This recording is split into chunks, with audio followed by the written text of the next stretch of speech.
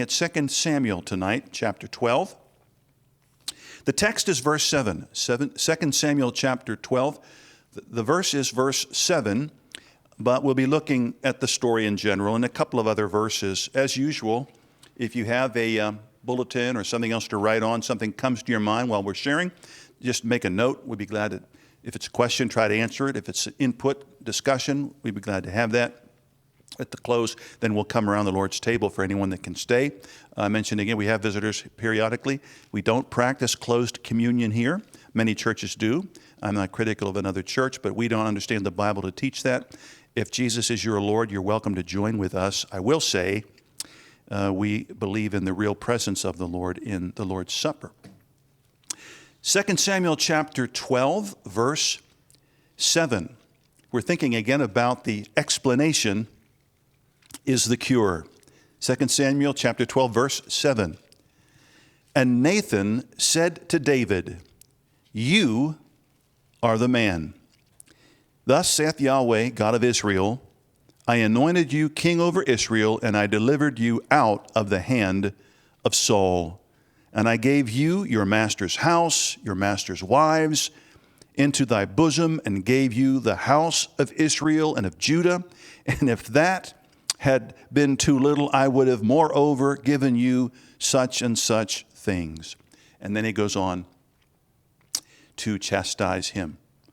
Many, many years ago, after my best friend had passed away, he drowned in 4 feet of water, was a swimmer, found his body about 12 hours after he passed away in the lake. And when they drew his body out, his face was almost in a smile. And I grieved him quite a bit, obviously, because we were very close friends. However, just about exactly 1 year before he passed away unexpectedly by drowning, we had been estranged. I wish I could tell you we had a big fight. I honestly don't remember anything like that.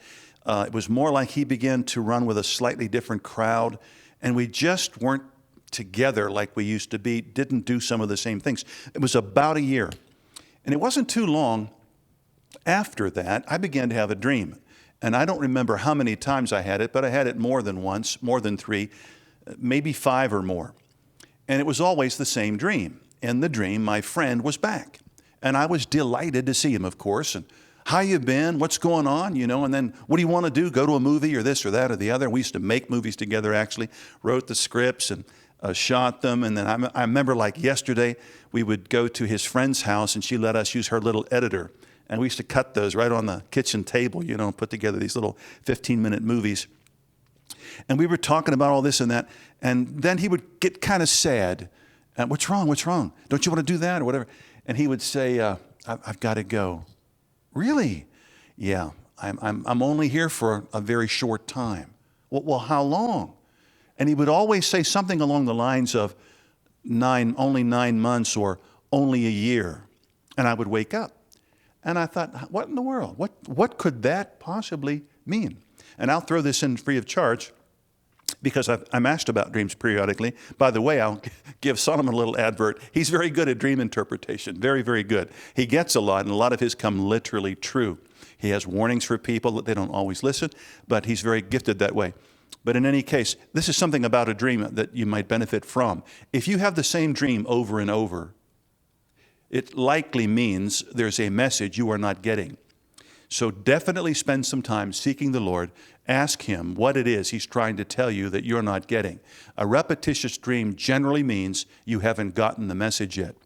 And so I didn't know what it meant, obviously, and just couldn't work it out. Why the time limit? He's dead. Why is he coming back at all? And then why the time limit?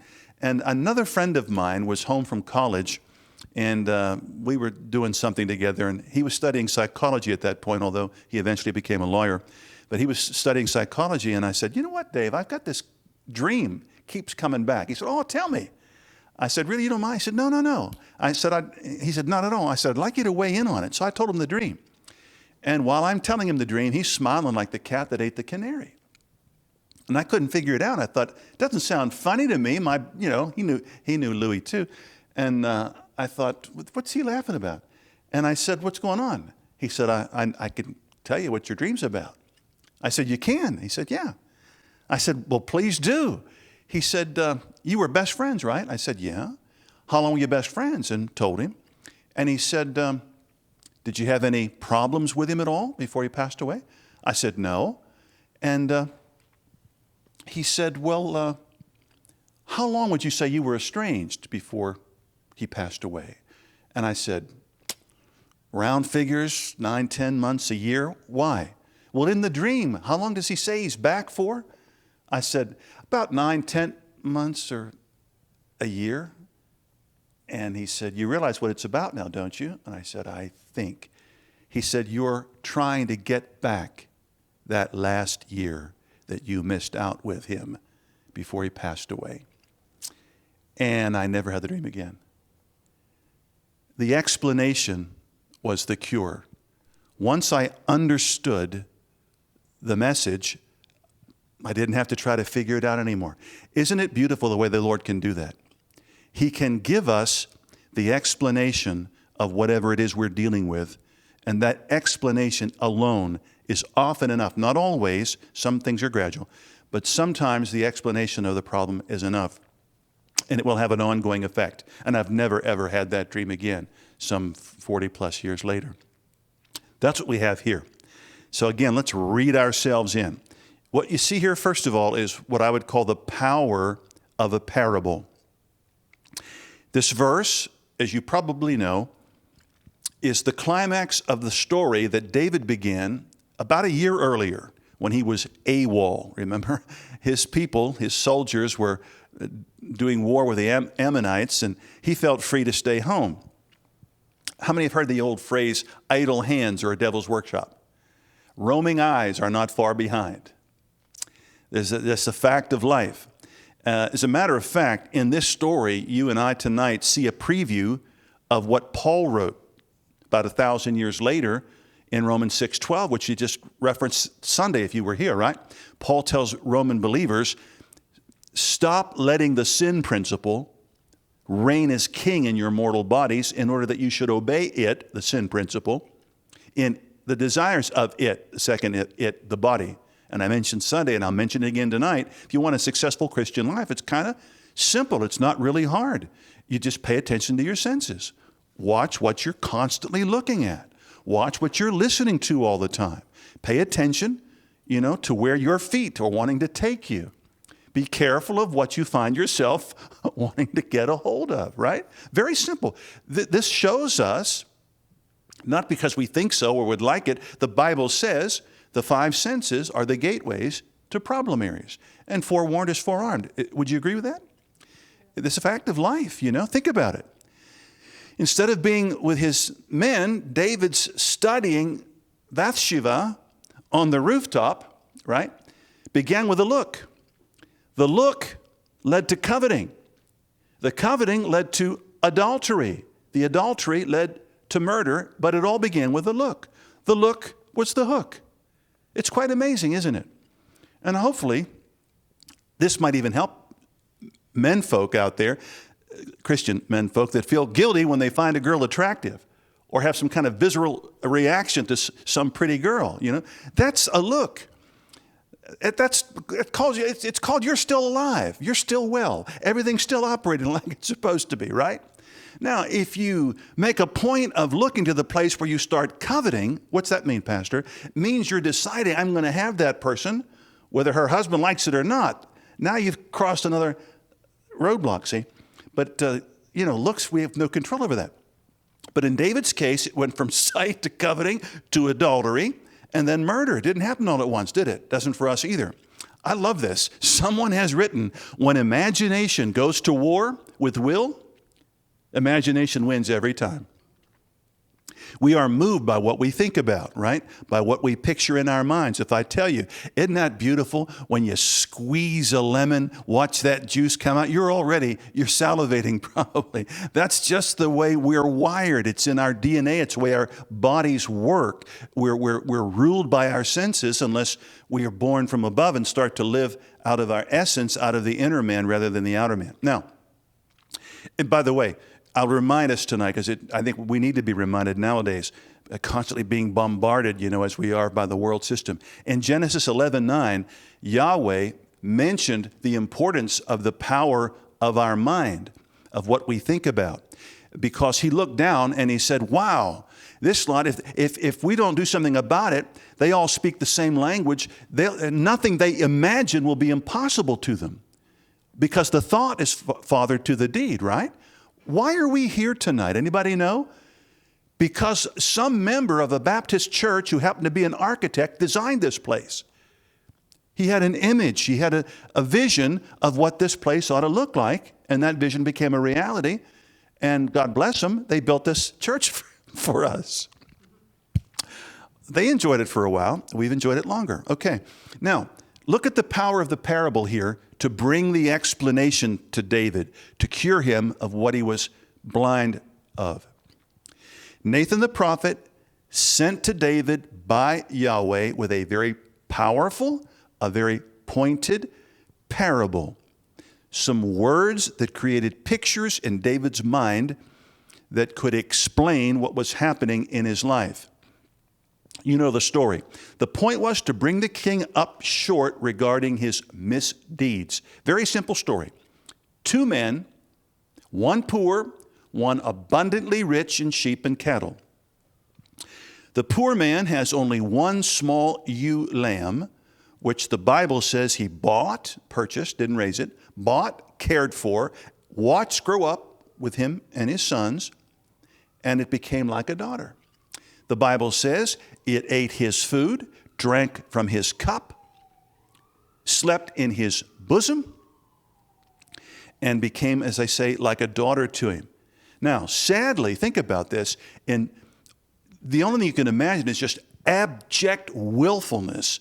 This rich guy who says, I'm the big I, everybody else is a little you, he just takes this ewe lamb by force, apparently, from this man. All he had, this guy had it made in the shade with pink lemonade, took that because someone came to his house and he wasn't prepared right that time for company, and took the possession, the prized possession of the poor man, slaughtered a pet for a feast. And this was to show David that that was basically what he had done in terms of his look, his coveting, his adultery, and then his murder. I just want to say a couple of things about our cast of characters here you might find interesting. David's name translates to beloved of Yahweh, or Yahweh's beloved. Uriah, Bathsheba's husband, was a pagan. Did you know that? We don't always think about that. He was a Hittite, a pagan, but maybe he converted to the true God. We don't know. But his name is Yahweh is light. How many of you know the light points out what's hidden in the darkness? Like a songwriter wrote another thing about that type of thing. Truth is like water. Somehow it finds a way. I find it interesting what's happening in our government right now. It's like a little bit of a trickle of some things that are being exposed. And I can tell you, you're going to have more and more and more things coming out that no one knew about. And some people, I think, are going to be fitted for suits they're not looking for. At any rate, there's something about light. Uriah means Yahweh is light. And Bathsheba, you know what her name translates to? Seventh daughter, or like blessed daughter. 7, the number of perfection, So she was quite something. Apparently David thought so. Now let's go back to I just want to remind you of the cast. Let's look now at the explanation being the cure. It all begins with insight, just like it was for me. I got to tell you, that dream actually, it was comforting in some way. It was nice to see my friend, but it was also troubling to me. Why am I getting this? And I would wake up disappointed because I had time with my best friend, but it was a limited time. He was like 18 when he passed away. And in the dream, I'm thinking, well, gosh, we can go into our middle age and, become geezers together. And then he gives me the bad news. No, I've got to leave. I'm only here for limited time only, Insight changed that for me. I mentioned a couple of weeks ago, just by testimony, I think it was, to encourage you if you've got a hobby or something. I had a short story that I sold to somebody a couple of years ago, and I never did see it in print. And I talked to the publisher several times through email. Hey, by the way, where did that story land, And he wrote me back recently. He said, my brain is mush. I have no idea. I mean, it was nice. He paid me for it, had the contract, but I never saw it in print. So I told the Lord about it. I said, I'd really like to see this. This is the only piece of fiction that is not in print of mine. I'm a OCD with that, And I got an advert in the email about this magazine that was looking for stories. And it's the kind of thing I don't usually write. I write detective fiction, but it was kind of a slice of life piece, poignant little thing. So anyway, I submitted it, and within like a week, they took it. They're going to publish it in one of their literary journals.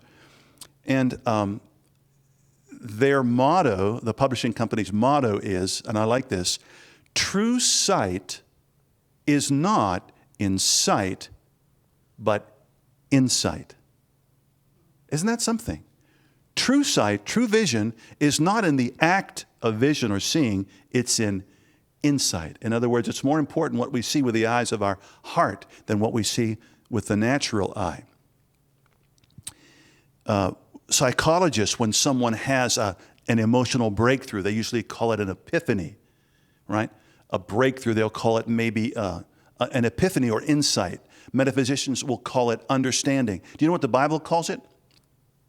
Faith. Hebrews 11:3. Through faith, we understand that the worlds stand framed by the spoken word of God, so that the things which are seen by us were not made out of things which are visible. There goes another evolution balloon. Gone.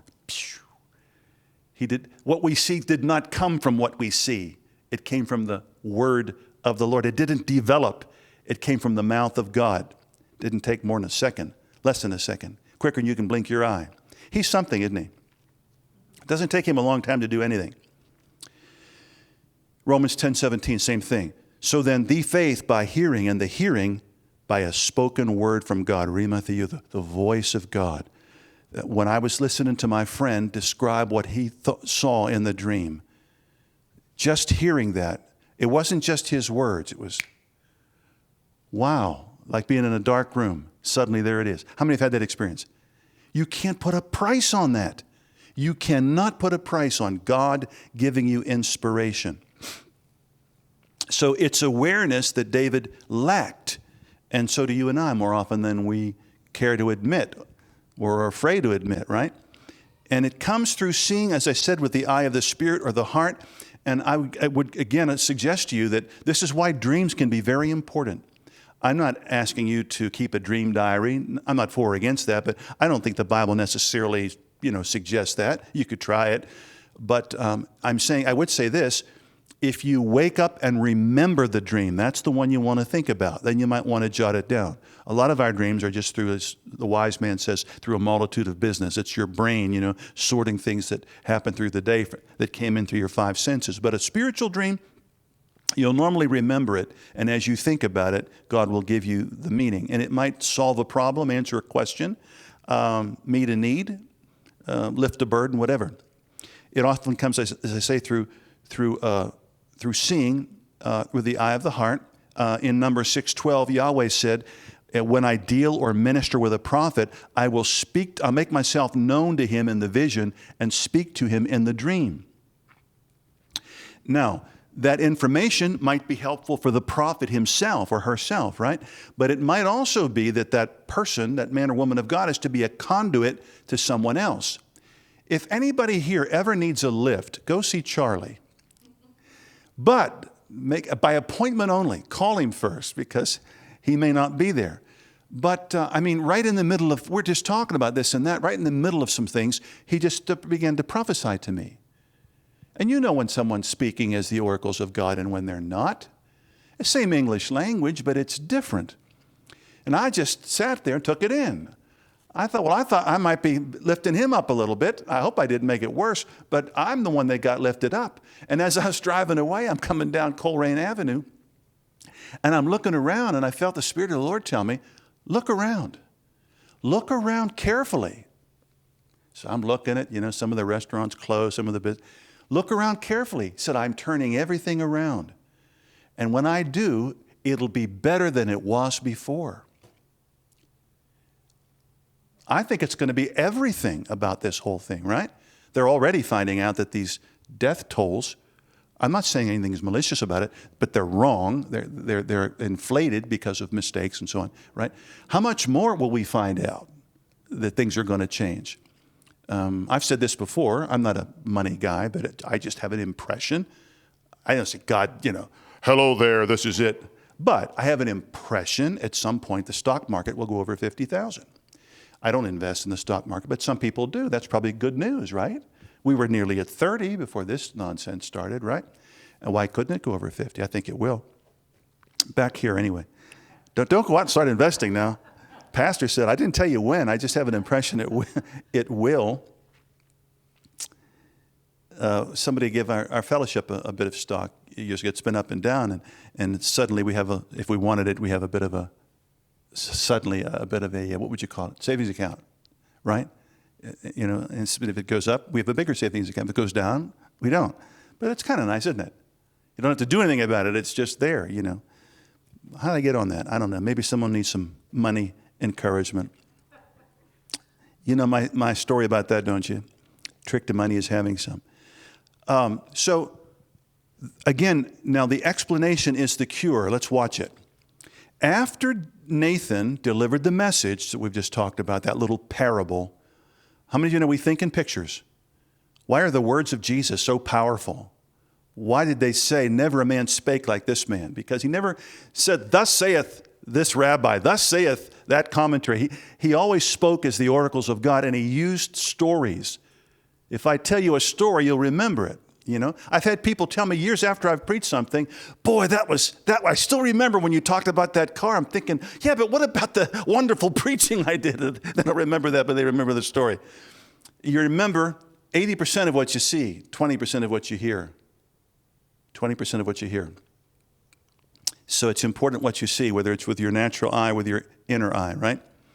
I have a little book back there. You're welcome to it, Creative Faith. It came from a little word the Lord gave me many, many years ago that I really enjoy. He brings it back to my mind once in a while. He told me one time when I was in my little makeshift study in the other building we were in, if you don't like what you see, start seeing what you like. That'll preach, huh? I thought that was profound. If you don't like what you see, start seeing what you like. In other words, you'll feel better most of the time if you keep your eyes closed. I see this country blessed. I close my eyes. I see the whole map of the United States below the blood of Jesus, completely submerged for cleansing, comfort, anesthetic, antiseptic, and quarantine from anything evil. Well, America could really be under the physical blood of Jesus? Of course not. But it sure feels good to imagine that. It's a lot better than imagining the country in turmoil, right? Rebellion and everything else. So Nathan delivers the message. Watch this. This is the way like a wooden literal translation would read. I thought this was really something. That's why I'm giving it to you. And the nose of David, it was becoming very hot with the man. And he was saying to Nathan, as Yahweh is living, the man, the one doing this, when he said this, it's just like he pointed. The one doing this is a son of death. In other words, his ticket's canceled as far as I'm concerned. And he will be repaying fourfold because he did the thing, this one, and because he did not have compassion. What do you say to that? Oh, consistency, thou art a jewel. Talk about the pot calling the kettle black. Wow. Talk about pointing the finger at someone else when you've got three pointing right back at you and a thumb pointing up to the real judge that can save or to destroy the one who's the author of the law, right? It's amazing. I'll throw this one in free of charge. I preached a message many, many years ago. I believe the title is Instant Analysis. Look it up on our website. It might be helpful to you. It's based on Romans 2:2 and 21 through 24. And it basically says, whatever you accuse somebody else of, you're likely possessing that problem. Whatever you know, why I can't stand stand people that, oh, I hate it when she, oh, you know what really irks me when he, would you like another freebie? You will find as you walk this pilgrim path with me and every other believer with the Lord, as you walk this pilgrim journey, you will find as you have less and less of this, you will be more and more spiritually mature. Eventually, you can get to the place where you will hardly ever remember pointing a finger at somebody else. I'm not saying you don't see what they do. You'll discern, but you won't judge, right? You can discern someone has a loaded gun in their purse. That doesn't mean you're going to call the cops on them or shoot them before they shoot you. It simply means you know what's going on. Are you tracking with me? This is important. Some Christians threw the baby out with the bathwater. Well, we're not supposed to judge. Right, but if you want to call a fox a kitten, you're going to suffer the consequences. We discern. We don't decide that they're supposed to go to heaven or hell. We don't keep the Lamb's Book of Life. That's judgment. But we should be discerning, right? When you get to the place where you're no longer judging people, you just discern them, you'll find you've got a lot more peace in your own heart. It's a kind of a gauge. The more you and I drop this finger pointing, the more spiritual we're becoming. And it doesn't happen easily, does it? Maybe for some people it does. It doesn't for me. Did you know this also works on the positive side? Not only does seeing what you say bad about other people indicate you may have a problem along the same line. Paul said, you who say thou shalt not steal, are you a thief? You who say, do you? It also works on the positive. Think about your life tonight. Really, think about this. What is it that causes your compassion? What is it that you see around you that you wind up admiring? Who is it that you find yourself imitating? It can work for the positive also. What you gravitate to is a sign of your assignment from God. It's a sign of what God's put in you that he wants you to express and develop. It's good news. Your success probably lies in those areas. Now, let's continue on. Well, let me just pause here for a minute while we're thinking about it. Who are these characters symbolizing? I think most commentators agree. David is the rich guy, right? He's got his, enemies' wives and their houses and all. He's rich. He's got everything he needs and then some. And Uriah, he's the poor guy, right, with the one ewe lamb. And Bathsheba, who's she? Probably the little ewe lamb. Let me ask you a question. Did David, the rich man, actually slaughter her? Did he kill her? No. We can't press all these pictures too much or they don't really fit. Of course he didn't kill her. Anybody have any idea what that would mean then? You should read commentaries about it. Nobody really knows, Well, how can... And I prayed about it and I thought, well, yeah, that's kind of strange. He didn't kill her. How does that fit? Although certainly that's who Nathan's talking about. My little bit about that would be, in a sense, David killed her because legally he was placing her under the death penalty for adultery, just like he was. Technically, he and Bathsheba, because from what we can gather, he didn't rape her. It was not forced. It was consensual. By placing her under the death penalty for adultery, in a sense, he had canceled her ticket in the eyes of Yahweh, just like his own. He deserved death. Nathan basically says that. Just throwing that one in as a freebie. What about David saying, hey, this guy needs to die the death, and he needs to repay it fourfold? How many saw that with me? Is that literal? I found this really interesting. Adam Clark said this. Was it literally fulfilled? What David said had to happen to that bad guy? Restore that lamb fourfold? Did you know Exodus 22 verse 1 said that a thief, if he's caught, must replace 5 oxen for 1 ox, and how many sheep for 1 sheep stolen? 4. Did David really literally experience what he said the bad guy should get? Clark said, think about it. David lost 4 sons. David lost 4 sons. Yahweh allowed the baby in Bathsheba's womb to die. That's one, the baby boy. Amnon slain by his own brother Absalom. Absalom slain by Joab. And Adonijah slain by the order of his brother Solomon. So in a sense, he literally paid fourfold himself by losing his sons. I thought that was interesting. There's a lot here, isn't there? There really is. Give me a few more minutes, do you mind? So now Nathan finally releases the arrow that Yahweh put in his quiver. And Nathan, he was saying to David, "You, the man." Now, I don't think Nathan grew up in the hood, but that's what he said. There was no verb. There's kind of emphasis, just like in the language of the New Testament. Sometimes without a verb, it's for a point, to make a point. And he said, "You, the man." Nathan got right in his face. I looked at the 70, the Greek version, and it says there, "C-E, o anir, bis astuto." You are the man having done tuto, this thing. In other words, don't think it's because you tithed on the net instead of the gross. Don't think it's because you missed church Wednesday. This thing that you're talking about, you did this. You did this very thing you say the other guy should get his ticket canceled for.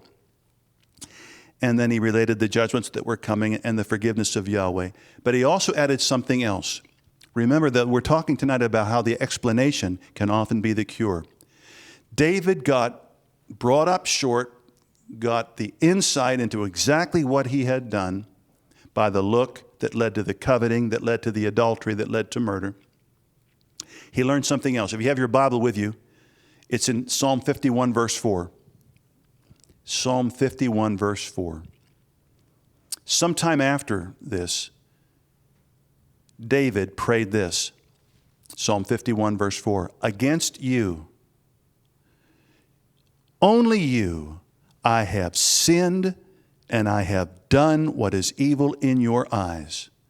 And when he said that, the tense is perfect. I did something bad back here with Bathsheba and with Uriah, and it's still there in my mind. It still haunts me. I did something evil in your eyes, so that you are righteous in your speaking, you are blameless in your judging. Do you know what the 70 says there? And might overcome when you are judged. Isn't that something? How many of you know people that blame God for what goes wrong on planet Earth? They blame God when bad things happen to them because of some things that they've done. I've talked to people, I've visited them in prison. I don't know why the Lord has me here. And I'm thinking you want to be kind, but I'm thinking to myself, the Lord has nothing to do with this. You know exactly why you're here, Or the devil made me do it. Well, we can't seem to locate him. So unless we do, or until we do, we'll just put you in the jail since you're the one that shot the person. When we find the devil, we'll press charges against him. Sad, isn't it? But I think this is really important. Listen to what David said. "Against you, only you, I have sinned," and it's still with me, "and I have done what is evil in your eyes." Can't you imagine his wife saying, "God, what about me? You ruined my marriage. Because of you, I lost a baby." Can't you imagine Uriah standing up? "God, what about me? You had my ticket canceled. You ruined my life. I converted to the true religion, to the true faith. I was a follower of Yahweh. I was one of your generals. This is how you repay me?" You did God wrong, but it's very important.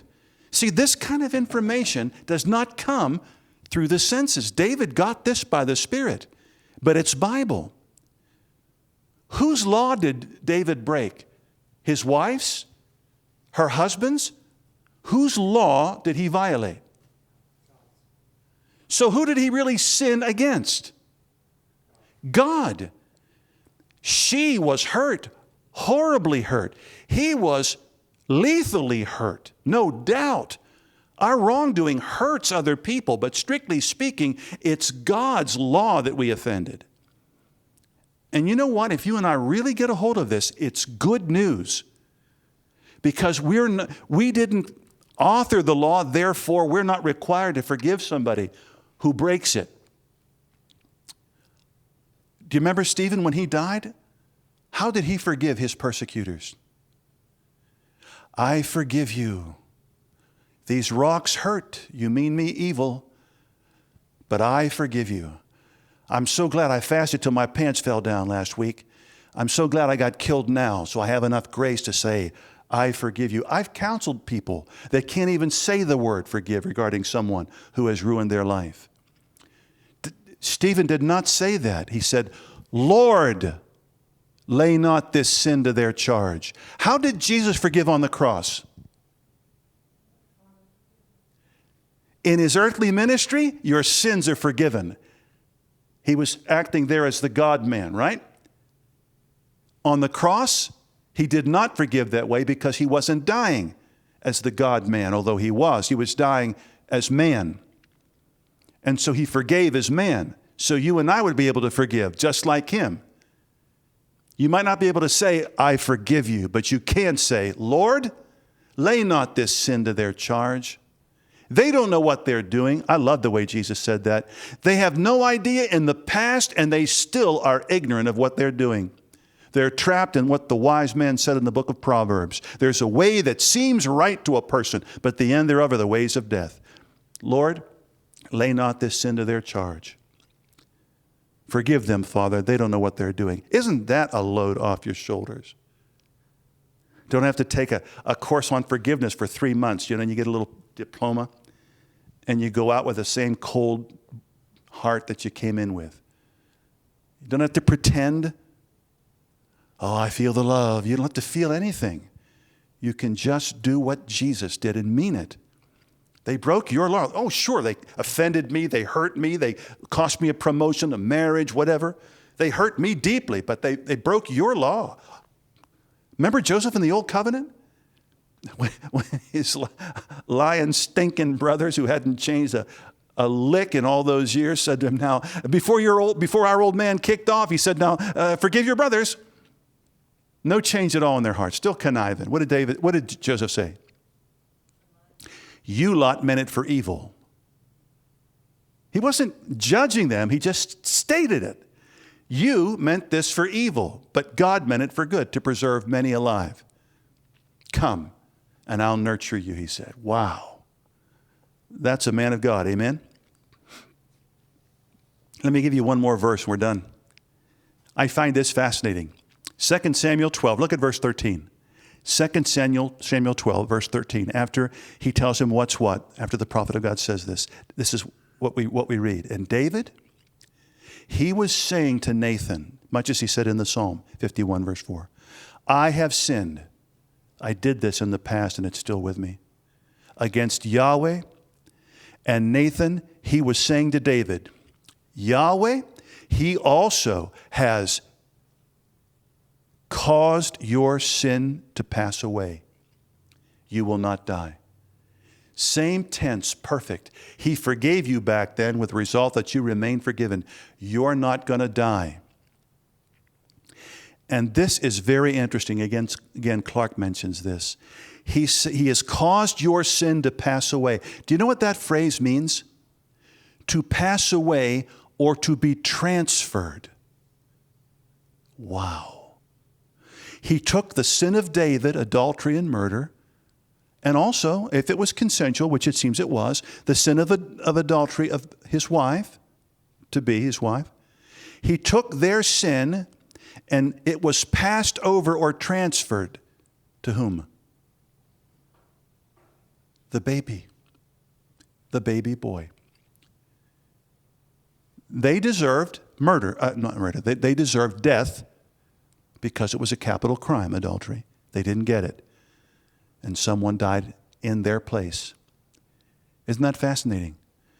And thank God, lest we say, oh, that's terrible. The little baby had to bear the fruit of their wrongdoing. The little baby went right to heaven. How many read the rest of the story? When that little baby passed away, David quit fasting, washed his face, put his best on, went into the house of God. What on earth? Has David lost his mind finally? Doesn't he know he's the one he was fasting and praying about has passed away? He said, he cannot, I will go to him, but he cannot come back to me. That little baby went to heaven, and David was spared and was able to finish his course. And he and his wife were allowed by Yahweh to birth the wisest man who ever lived apart from our Lord. Talk about bringing lemonade out of lemons, bringing good out of evil. Isn't God something? He's absolutely creative beyond our wildest dreams. So, David got it. He got it because of a parable. He found out that the explanation was the cure and went on to finish his course. Questions about this? Has this helped anybody tonight? I find this thing fascinating. Aren't psychological things kind of fascinating? We are complicated people, aren't we? Amen. And we don't understand ourselves. But how many are glad that the Lord does? Amen. We're going to celebrate him on the Lord's Day. We're going to celebrate Jesus. I think it's going to be a wonderful, wonderful Sunday. I hope you can make it. I think it's going to be just a beautiful time together as we look at something from the book of Hebrews. If you're giving tonight, that's super. We had a really strange, very low offering Sunday after we had gone over budget the week before. And then just in a couple of days, we're almost like at half budget, which is very nice. But if you're giving tonight, there's some baskets here, one in the foyer, and we're going to come around the Lord's table. Anyone else have a question or input or output? God bless you. Thank